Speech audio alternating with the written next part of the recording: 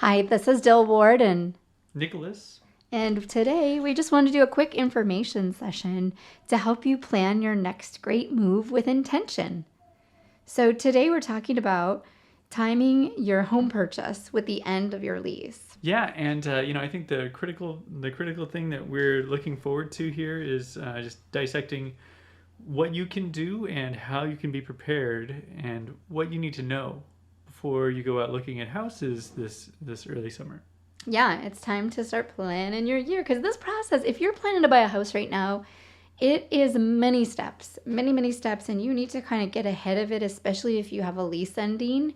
And this is I guess let's just jump right into tip number one. And tip number one is if you have a lease and it's ending, it's time to pull it out of the digital or paper archives and dust it off and read it. There's a section in your lease called termination, and it basically describes what is expected of you at the end of that lease and what's expected of the landlord. And sometimes you remember it was one date, but you pull out the paper and it's another date. So this is the time to check in on that because obviously that's the goal point.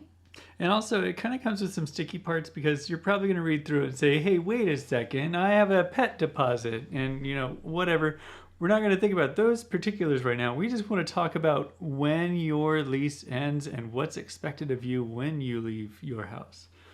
So, the first tip is that 30 to 45 days after you've bought and owned a house, there's a chance of rent back.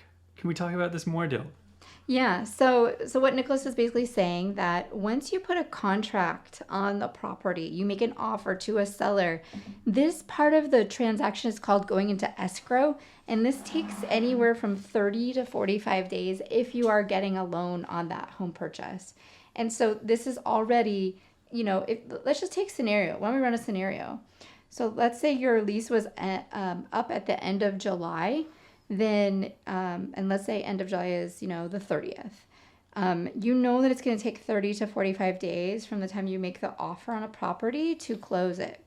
So that would mean you would really, if you had no overlap between your lease and your new home, you would need to be in contract by the beginning of July, probably more likely the last week of June.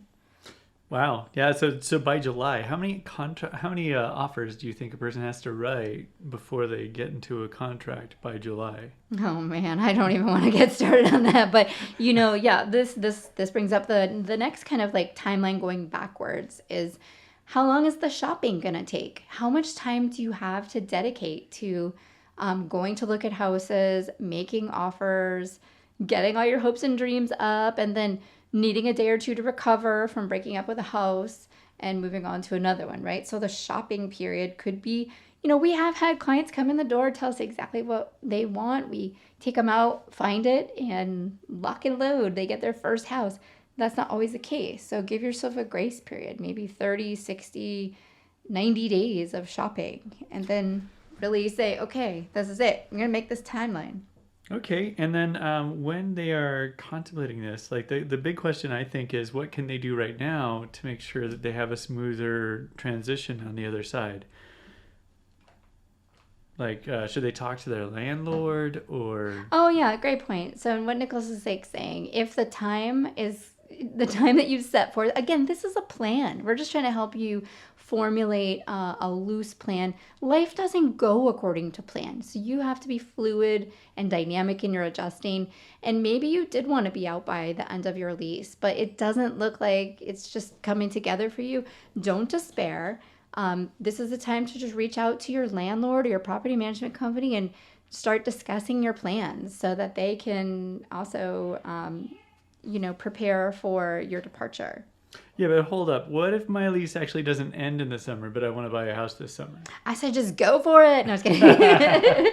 No, I mean, this process takes a while. So if you, want to buy this year, I really think getting yourself informed, learning the market, getting a sense of what's changing, because by the time you read the news about the real estate market, it's already old. Like by the time there is data to report on, the market may have already changed.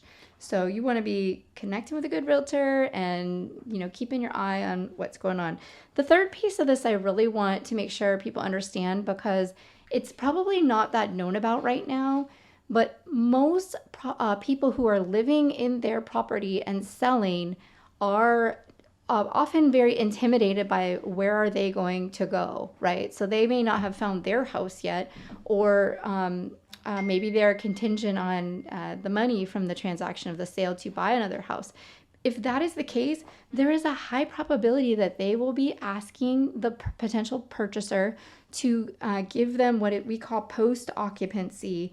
And that means that they're giving up possession beyond when you've bought and closed on the property.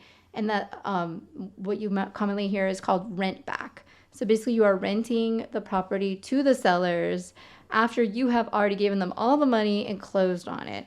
And that period of time is anywhere from 5 days to 60 days. Now, if you are getting a loan, the maximum that you can offer to a seller on rent back is 60 days.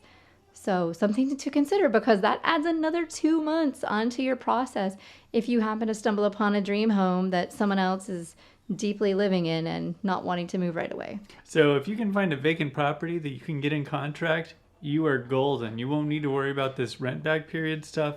But if it looks like somebody lives in it, and honestly, it's going to be probable, there's a lot of people who are living in their homes trying to sell them right now, and you're going to have to keep this in mind as a possibility, because buying a home, as you may find out, is tricky in this market.